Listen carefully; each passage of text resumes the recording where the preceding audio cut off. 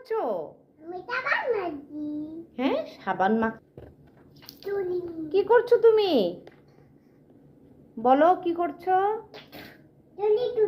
এদিকে তাকাও একটু দেখি তোমাকে। একটু সুন্দর করে ব্রাশ করো। কি করো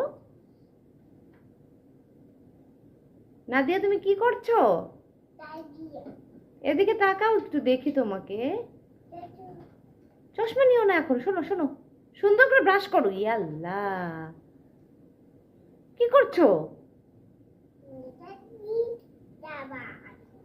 শোনো, তুমি কি করো?